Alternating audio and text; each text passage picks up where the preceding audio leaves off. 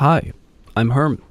Oh, this is just my posse of intimidating individuals. I had some run-ins with the UNSC. Apparently replacing all the staircases with ladders is offensive, but it's not my fault the Sangheli have weird legs. Always remember, the safest place from a Sangheli attack is in a treehouse. If you spent any amount of time playing Halo, you might know that the AI in this game can be interesting at times. I'm sure you all have been run over by Marines, or grenaded by Marines, or Spartan lasered by Sergeant Johnson, but for 90% of the time the AI functions properly, give or take 90. But what if I told you that in Halo 3 there is an AI so broken that it has insane glitches every single time you encounter it? I'm guessing you've figured it out based on the thumbnail, but it is the Scarab.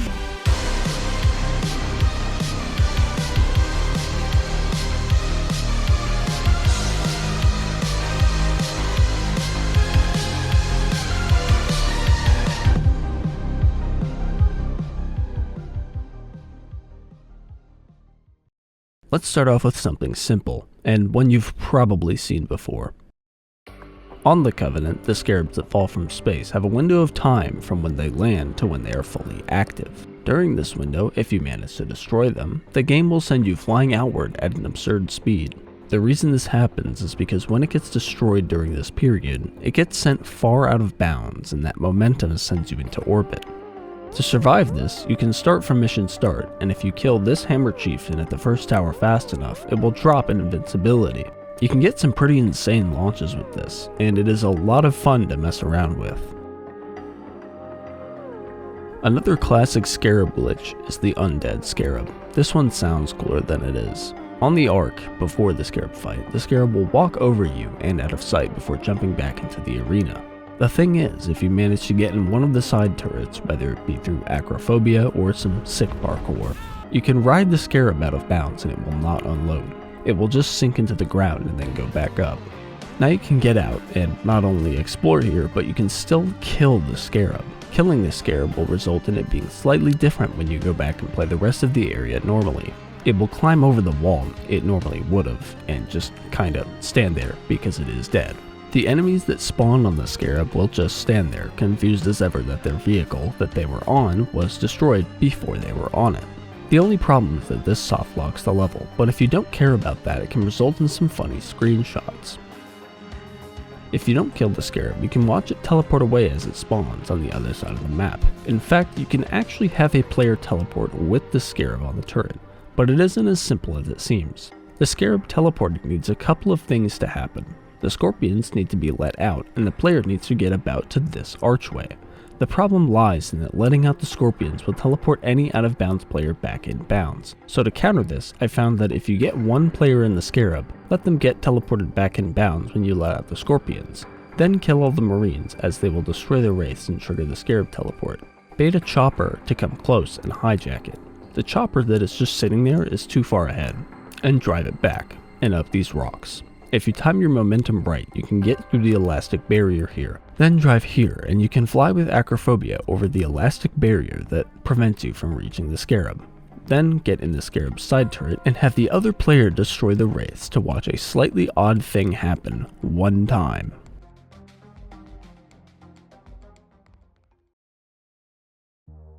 Now that we kind of understand some of the jank with the Scarab, let's get into how we can take this jank and use it to fly.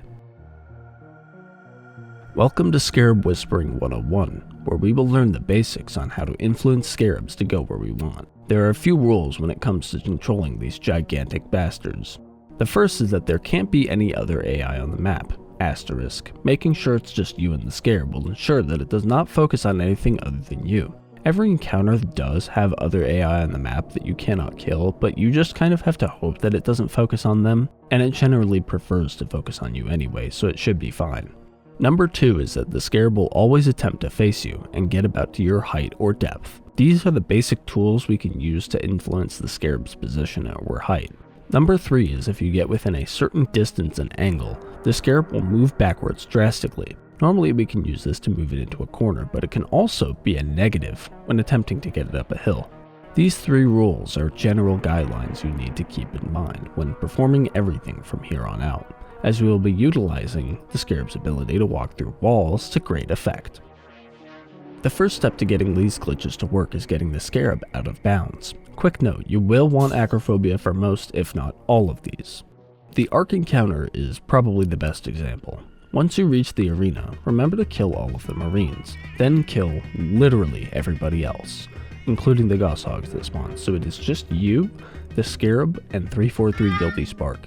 The Scarab will not be able to target Guilty Spark, so you can leave him wandering around. Once you get here, fly up onto the wall opposite to where the next part of the level is. Standing up here will have the Scarab confused as to where you are, and you can shoot it again to regain aggro. This part is somewhat luck-based, as you want the Scarab to shimmy back and forth and slowly make its way out the wall to you. It can also just decide to stop. Here's a time lapse of about 20 minutes of me attempting to get it to climb the wall. Once it climbs the wall, it has a few different things it can do. The first we will talk about is a flying Scarab.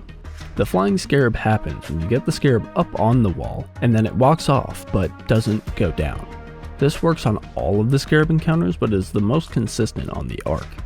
Another thing you can combine with this is the fact that if you stand roughly on the face of the Scarab, you can somewhat influence the direction it goes depending upon where you stand. So using these two things combined, you can fly the Scarab around the Ark's arena. One of the other things that can happen is the Scarab AI breaking completely.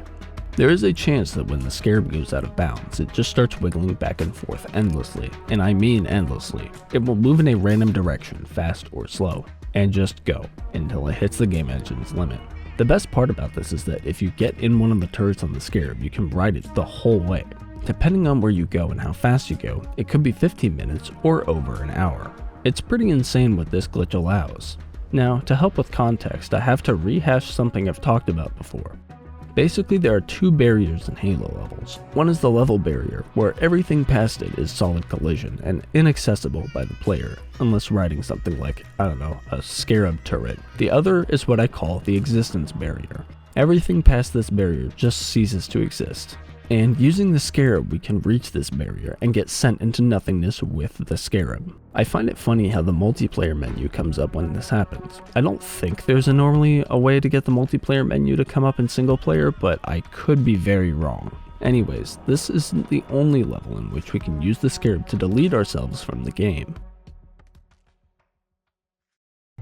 Next up is the Covenant, and this one video is the only footage I could find of a way to do this, so I'm sure there's a better way, but I'm not smart enough to find it.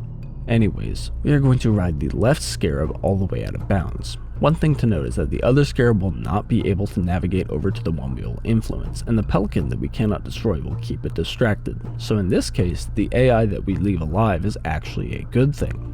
Anyways, the Hornet is generally the best thing to use for this, but you will also have to make sure you don't have it blown up.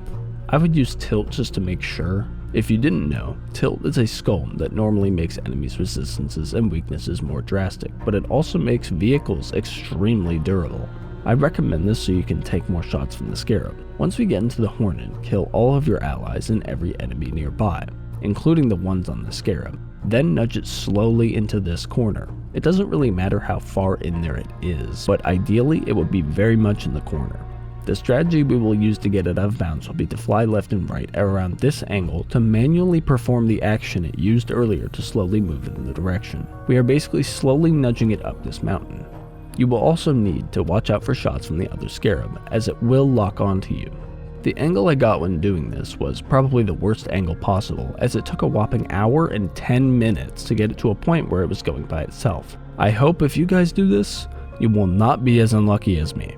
Anyways, once it climbs all the way out of the map, you can either get in the turret to ride it, or in this case, I wanted to watch it climb through the sky.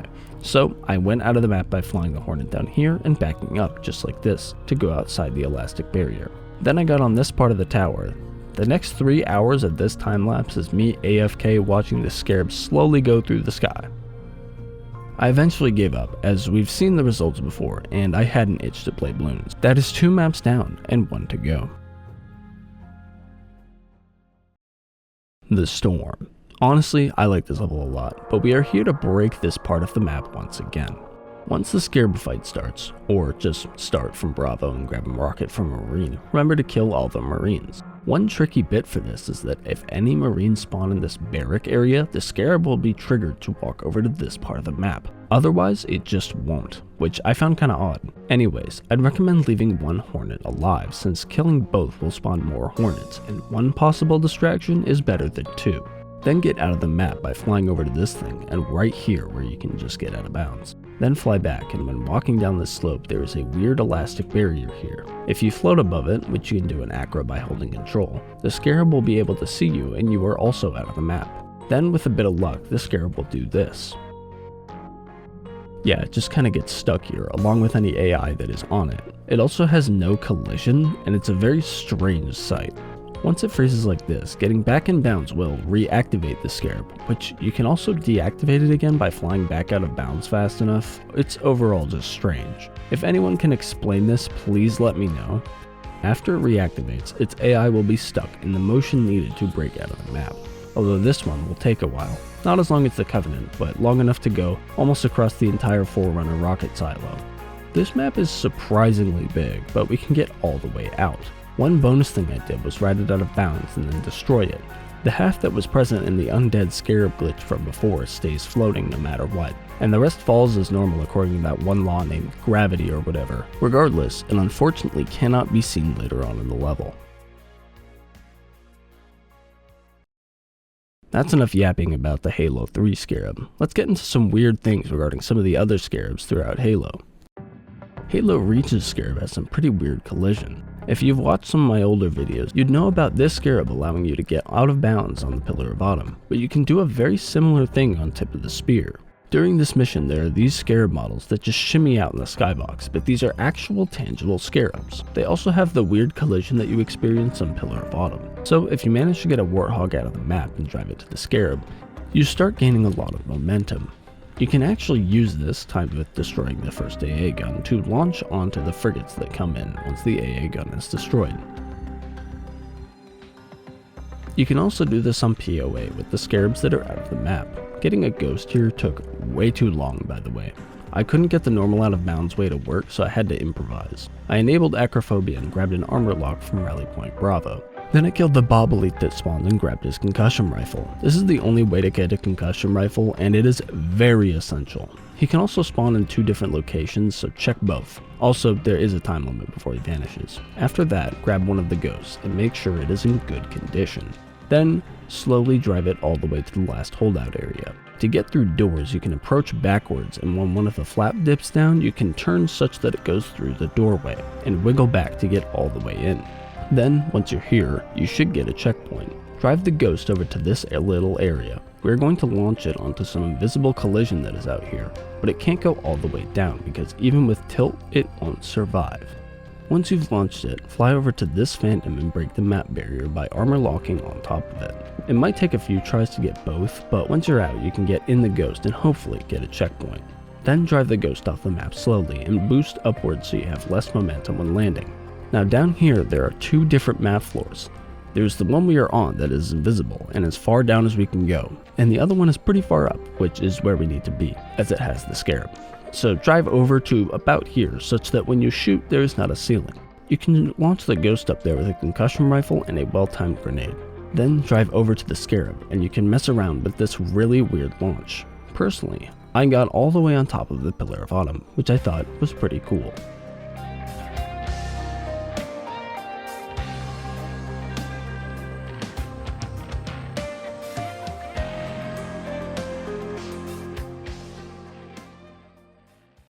Anyways, the last thing I'd like to talk about is something I found weird when messing around with the Scarab Launch regarding the side turrets. If you manage to destroy the Scarab, get in a turret and rip it off before it stops moving, which is possible in single player with a firebomb like this and a spike grenade like this, you can get some serious momentum. Each one does a different thing, from leaving you in the snow randomly, to getting stuck inside the Scarab, to going under the map. You can do some crazy stuff.